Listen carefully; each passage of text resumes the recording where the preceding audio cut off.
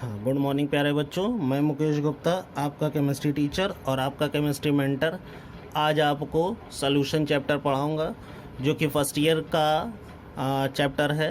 ठीक है, और ये फर्स्ट ईयर के अंदर आपको some basic concept of chemistry एक चैप्टर है जो पहला चैप्टर है, उसके अंतर्गत आपको ये मिलेगा।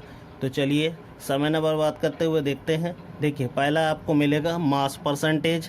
तो देखिए, मास परसेंटेज आप कैसे निकालेंगे। मास परसेंटेज निकालने का फॉर्मूला होता है wait of solute upon weight of solution. तो जैसे आप देख रहे हैं कि ऊपर मैंने नाम डाल रखा है सॉल्यूशन। तो सॉल्यूशन दो चीज़ों से मिलकर बनता है। पहला होता है सॉल्यूट और दूसरा होता है सॉल्वेंट। देखिए, पहला होगा सॉल्यूट और दूसरा होता है सॉल्वेंट। तो सॉल्यूट क्या होता है? सॉल्यूट वो होगा जिसको घोला जाए और सॉल्वेंट वो होगा जिसमें घोला जाए। बात समझ रहे होंगे। सॉल्यूट वो जिसको घोला जाए और सॉल्वेंट वो जिसमें घोला जाए। तो इसका मतलब सॉल्यूट का जो अमाउंट होगा वो कम होगा और जो सॉल्वेंट का अमाउंट होगा वो ज़्यादा होगा। सॉल्यूट जो होगा वो आपका सॉलिड स्टेट में भी हो सकता है, लिक्विड स्टेट में भी हो सकता है और गैस स्टेट में भी हो सकता है। वहीं जो सॉल्वेंट होगा वो भी आपका सॉलिड भी हो सकता है, लिक्विड भी हो सकता है और गैस भी हो सकता है।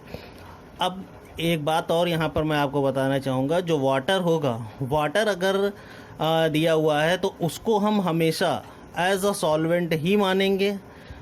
ठीक है, उसे हम सॉल्यूट की तरह नहीं ले सकते हैं। तो इसलिए वाटर जो होगा उसे सॉल्वेंट ही माना जाएगा, उसे कभी भी सॉल्यूट नहीं माना जाएगा, क्योंकि वाटर का जो डाइलेक्ट्रिक कांस्टेंट होता है वो भी ज़्यादा होता है और वो बहुत से स्पेसिफिक फीचर्स भी दिखाता है जो बाकी लिक्विड नहीं दिखाते हैं। इसीलिए वाटर जो होगा वो एक्सेप्शन है, वो एज अ सॉल्यूट कभी यूज़ नहीं होगा, वो हमेशा एज अ सॉल्वेंट ही यूज़ किया जाएगा। समझे प्यारे बच्चों? चलो, है ना। तो अब देखो, एक बार फिर से बोल दे रहा हूँ, सॉल्यूट वो जिसको घोलते हैं और सॉल्वेंट वो जिसमें घोलते हैं। तो देखिए, जब हमें मास परसेंटेज निकालना होगा तो हम ऊपर वेट ऑफ सॉल्यूट रखेंगे और नीचे वेट ऑफ सॉल्यूशन रखेंगे। देखिए, वेट ऑफ सॉल्यूशन का मतलब हुआ कि सॉल्यूट का वेट और सॉल्वेंट का वेट दोनों हम आपस में जोड़ कर यहाँ नीचे रख देंगे और इंटू 100 कर देंगे। यानी जब आप वेट ऑफ सॉल्यूट और वेट ऑफ सॉल्यूशन रखेंगे और इसको 100 से मल्टीप्लाई करेंगे तो आपके पास मास परसेंटेज आ जाएगा। अब देखिए, वॉल्यूम परसेंटेज क्या होता है। ऊपर हम लोग वॉल्यूम ऑफ सॉल्यूट रखेंगे और नीचे वॉल्यूम ऑफ सॉल्यूशन रखेंगे और इंटू 100 कर देंगे। ये वॉल्यूम परसेंटेज को रिप्रेजेंट करेगा। देखिए, जब ऊपर रखा जाएगा तो वॉल्यूम ऑफ सॉल्यूट रखा जाएगा और जो नीचे रखा जाएगा वो volume of solute plus volume of solvent, दोनों का एडिशन नीचे रखा जाएगा। और अगर सीधे क्वेश्चन में वॉल्यूम ऑफ सॉल्यूशन दिया हुआ है तो सीधे यहाँ पुट कर दिया जाएगा। तो इस तरीके से वॉल्यूम परसेंटेज निकलेगा। फिर आता है मोलैरिटी। तो देखिए, मोलैरिटी क्या होती है? Number of moles upon volume in litre. देखिए, मोलैरिटी होती है number of moles upon volume in litre. ठीक है, तो अब क्वेश्चन हुआ कि मोलैरिटी को रिप्रेजेंट किससे करेंगे। तो देखिए, मोलैरिटी को रिप्रेजेंट करते हैं कैपिटल एम से और एम इज इक्वल टू होता है wait upon molecular weight upon volume in litre. तो वॉल्यूम किसका? सॉल्यूशन का वॉल्यूम लेंगे यहाँ पर। देखिए, हमारे पास दो चीज़ें हैं, एक तो सॉल्यूट है और एक सॉल्वेंट है, लेकिन दोनों के एडिशन पे जो बनेगा वो सॉल्यूशन। तो यहाँ मोलैरिटी में जो हम लोगों को नीचे पुट करना है, नीचे जो वॉल्यूम लेना है वो वॉल्यूम हमें लीटर में लेना है और सॉल्यूशन का लेना है। ठीक है, तो अब देखिए, ऊपर लिखा है था नंबर ऑफ मोल्स। तो अब क्वेश्चन हुआ कि सर मोल्स कैसे कैलकुलेट होंगे। तो मोल्स निकालने का फॉर्मूला होता है वेट अपॉन मॉलिकुलर वेट। यानी वेट हमें जो सॉल्यूट का दिया होगा वो रखेंगे और मॉलिकुलर वेट जो उस सब्सटेंस का होगा, जो उस सॉल्यूट का होगा, उसके मॉलिकुलर वेट से हम उसको डिवाइड लगा देंगे। डिवाइड करने पर जो आंसर आएगा वो नंबर ऑफ मोल्स को रिप्रेजेंट करेगा। अब देखिए, molarity M is equal to W upon M dash upon V। तो ये फार्मूला जो होगा वो मोलैरिटी को रिप्रेजेंट करेगा और वो मोलैरिटी किसकी? सॉल्यूशन के लिए निकलेगी। फिर देखिए, जब हम देख रहे हैं कि नीचे जो वॉल्यूम है वो सॉल्यूशन का है तो इसका मतलब जो मोलैरिटी होगी वो टेम्परेचर डिपेंडेंट क्वांटिटी होगी। इसका मतलब टेम्परेचर की वैल्यू अगर बढ़ेगी तो मोलैरिटी में चेंज आएगा। अगर जो है टेम्परेचर घटता है तो भी मोलैरिटी में चेंज होगा। इसका मतलब टेम्परेचर जो मोलैरिटी जो होगी वो टेम्परेचर डिपेंडेंट क्वांटिटी होगी, क्योंकि नीचे वॉल्यूम पुट हुआ है और वो वॉल्यूम सॉल्यूशन का है। ठीक है, अगला देखिए बच्चों, मोलैलिटी है। मोलैलिटी को हम लोग स्मॉल m से रिप्रेजेंट करते हैं और मोलैलिटी होती है number of moles upon weight of solvent in KG. तो देखिए, नंबर ऑफ मोल्स लिया और वेट ऑफ सॉल्वेंट लिया केजी में। तो मोल्स निकालने का तरीका मैं ऊपर बता चुका हूँ, वेट अपॉन मॉलिकुलर वेट, और वेट ऑफ सॉल्वेंट वो मुझे केजी में लेना है, लेकिन सॉल्वेंट का जो वेट आप केजी में लेंगे उसको जब यहाँ नीचे आप पुट करेंगे तो देखिए फॉर्मूला आपका बना small m is equal to W upon M dash upon capital W. अब ये पूरा फॉर्मूला मोलैलिटी को रिप्रेजेंट करेगा। तो जैसे आप देख रहे हैं कि यहाँ पर नीचे वेट ऑफ सॉल्वेंट लिया गया है, ठीक है। तो जब वेट ऑफ सॉल्वेंट लिया गया है जो कि सोल्यूशन का एक कंपोनेंट है ना कि सोल्यूशन, W जो आप ले रहे हैं वो सॉल्वेंट का ले रहे हैं और सॉल्वेंट जो है वो सोल्यूशन का एक कंपोनेंट है ना कि सोल्यूशन। तो जब कंपोनेंट है तो कंपोनेंट अगर नीचे रखा हुआ होता है तो वो टेम्परेचर डिपेंडेंट क्वांटिटी नहीं मानी जाती। इसका मतलब मोलैलिटी टेम्परेचर डिपेंडेंट क्वांटिटी नहीं होगी, जबकि मोलैरिटी जो होगी वो टेम्परेचर डिपेंडेंट क्वांटिटी होगी। क्लियर हुआ बच्चों? फिर देखिए आता है नॉर्मेलिटी। नॉर्मेलिटी क्या होती है? एन से नॉर्मेलिटी को रिप्रेजेंट करा जाता है। एन बराबर होता है number of gram equivalent upon volume in litre. Number of gram equivalent upon volume in litre. तो ग्राम इक्विवेलेंट कैसे निकालेंगे? Weight upon equivalent weight, weight upon equivalent weight, और वॉल्यूम जो कि लीटर में दे रखा है वो आपको सोल्यूशन का लेना है। तो देखिए वेट अपॉन इक्विवेलेंट वेट रखेंगे। अब बहुत से बच्चों के मन में प्रश्न होगा कि इक्विवेलेंट वेट क्या होता है, इसे कैसे निकाला जाता है?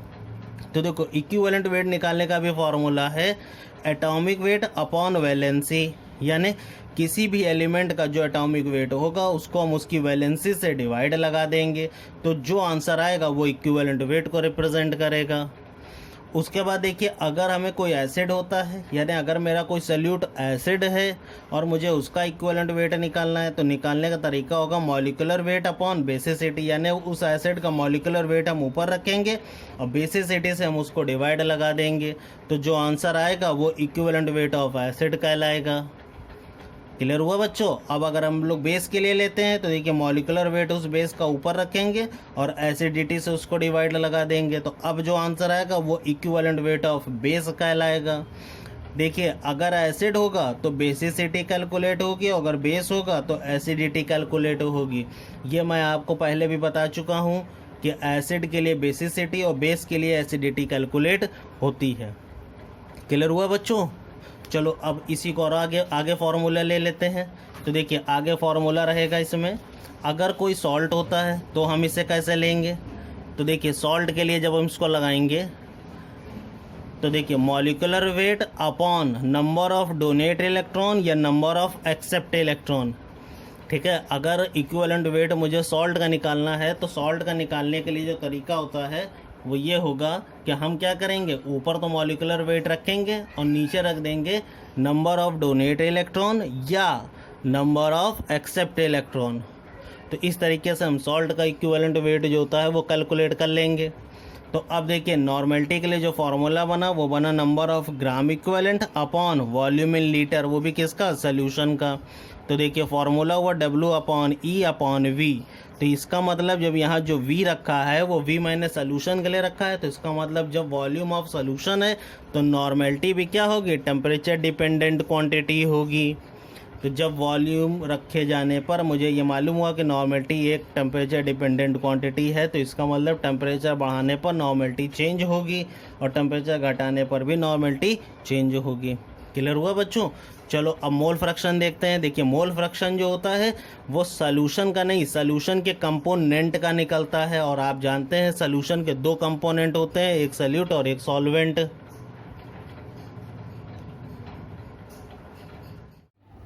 हाँ बच्चों, अब आगे देखते हैं। देखो मोल फ्रैक्शन के बारे में। मोल फ्रैक्शन जो होगा वो सॉल्यूशन के कंपोनेंट का निकाला जाएगा, और सॉल्यूशन के दो कंपोनेंट होंगे, एक होगा सॉल्यूट और दूसरा होगा सॉल्वेंट।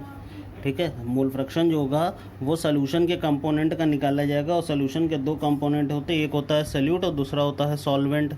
तो देखिए, जब सॉल्यूट का निकालना होगा तो number of moles of solute upon total number of moles. Total number of moles का मतलब होगा जब सॉल्यूट और सॉल्वेंट दोनों के मोल्स को हम आपस में जोड़ देंगे तब वो बनेगा टोटल नंबर ऑफ मोल्स। तो जब सॉल्यूट का मोल फ्रैक्शन निकालना होगा तब हम number of moles of solute ऊपर रखेंगे और अपॉन टोटल मोल्स जो होगा वो नीचे रख देंगे। तो देखिए इसको चाई सैल्यूट से रिप्रेजेंट करेंगे। चाई इज इक्वल टू हो जाएगा small N upon capital N plus small N. ठीक है, फिर आता मोल फ्रैक्शन ऑफ सॉल्वेंट। जब दूसरा कंपोनेंट का हमें मोल फ्रैक्शन निकालना होगा तब उसको कैसे निकालेंगे, तो देखिए जिस कंपोनेंट का निकालना है उसके मोल्स हम ऊपर रखेंगे, अपॉन कर देंगे टोटल मोल्स। तो देखिए number of moles of solvent upon हो जाएगा टोटल मोल, यानी n प्लस n नीचे होगा और ऊपर हो जाएगा कैपिटल N। अब देखिए रिलेशन निकालना है नॉर्मलिटी और मोलारिटी के बीच में। तो जब दोनों के बीच में रिलेशन निकालना है तो देखिए molarity into mole fraction, sorry molarity into molar mass is equal to normality into equivalent mass. ये मोलारिटी और नॉर्मलिटी के बीच में रिलेशन होता है कि molarity into molar mass is equal to normality into equivalent mass. तो ये दोनों के बीच में रिलेशन है। तो देखिए इसको फॉर्मूले में दिखाएंगे, capital M is equal to M dash, जहाँ M जो होगा वो मोलारिटी को रिप्रेजेंट करेगा और एम डैश जो होगा वो मोलर मास को रिप्रेजेंट करेगा। वहीं जो n होगा वो नॉर्मलिटी को रिप्रेजेंट करेगी और कैपिटल E जो होगा वो इक्विवेलेंट वेट ऑफ सॉल्यूट को रिप्रेजेंट करेगी। तो अब देखिए दो फार्मूले मेरे पास यहाँ बने हैं, m is equal to n into E upon M dash और n is equal to m into M dash upon E. ये फार्मूला बनेगा। तो देखिए एक फार्मूला मोलारिटी के लिए है और एक फार्मूला नॉर्मलिटी के लिए। तो अगर मोलारिटी निकालनी होगी तो n into E upon M dash use कर लेंगे और अगर हमें नॉर्मलिटी निकालनी है तो m into M dash upon E use कर लेंगे। इसी तरीके से अगर मुझे स्ट्रेंथ निकालनी है तो स्ट्रेंथ निकालने के लिए फार्मूला होगा नॉर्मलिटी इंटू इक्विवेलेंट वेट। तो देखिए जब नॉर्मलिटी इंटू इक्विवेलेंट वेट लेंगे तो देखो इसको निकालेंगे कैसे, क्योंकि स्ट्रेंथ का फार्मूला होता है नॉर्मलिटी इंटू इक्विवेलेंट वेट। तो इसको कैलकुलेट कैसे करेंगे, n is equal to W upon E upon V. तो n को हमने v से मल्टीप्लाई कर दिया और w अपॉन ई रख दिया। अब देखिए v को हम नीचे ले आए और e को यहाँ भेज दिया, तो n into E is equal to हो जाएगा w अपॉन वी। तो देखिए w यहाँ वेट को रिप्रेजेंट करेगा और v जो होता है वो वॉल्यूम को रिप्रेजेंट करेगा। तो w अपॉन वी जो होगा ये रिप्रेजेंट करता है स्ट्रेंथ को, यानी वेट पर वॉल्यूम। वेट पर वॉल्यूम जो होता है ये रिप्रेजेंट करता है स्ट्रेंथ को। तो स्ट्रेंथ के लिए फॉर्मूला बनेगा नॉर्मलिटी इंटू इक्विवेलेंट वेट। तो वही चीज़ हमने यहाँ ऊपर दिखाई कि स्ट्रेंथ इज इक्वल टू होगा नॉर्मलिटी इंटू इक्विवेलेंट वेट। तो चलिए बच्चों अब इसके ऊपर क्वेश्चंस देख लेते हैं। तो देखिए जैसे आपको पहला क्वेश्चंस दिख रहा होगा यहाँ पर कि 10 ग्राम सुक्रोज है जिसको डिज़ोल्व करा गया है 100 ग्राम ऑफ वाटर में। 10 ग्राम सुक्रोज है, इसको 100 ग्राम ऑफ वाटर में डिज़ोल्व करा गया है और कह रहा है यहाँ से मास परसेंटेज निकालो।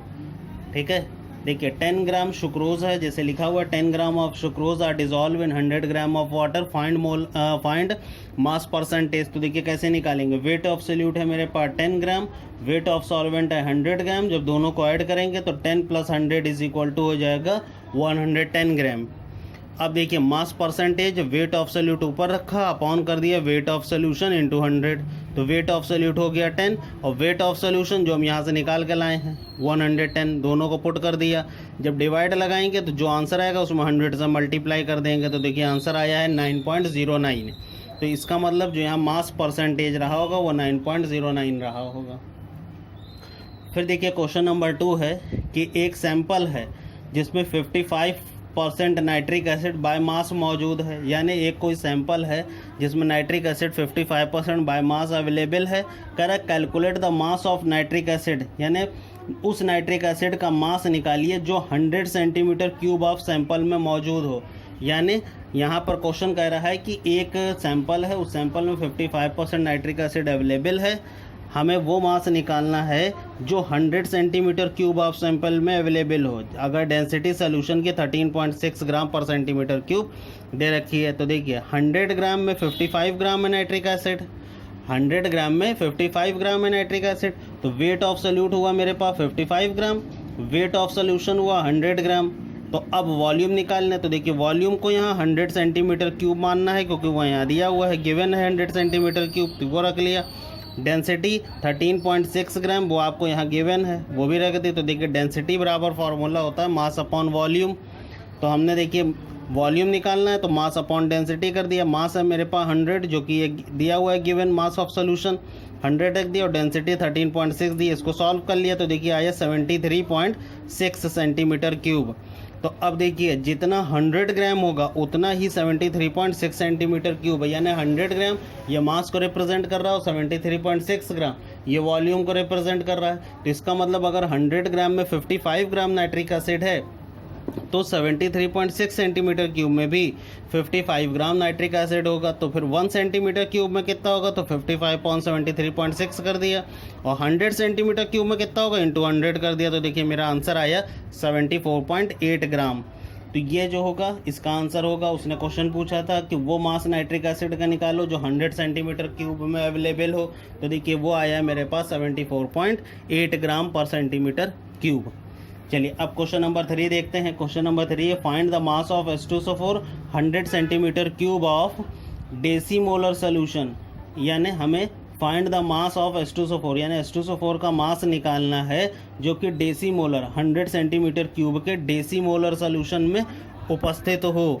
तो देखिए जब डेसीमोलर है तो डेसीमोलर का मतलब होता है 1/10। तो देखिए यहाँ पर डेसीमोलर को हमने दिखा रखा है 1/10 होगा। वेट ऑफ सॉल्यूट x है, मोलर मास 98 है, क्योंकि H2SO4 है तो इसका मोलर मास जो होता है वो 98 होता है।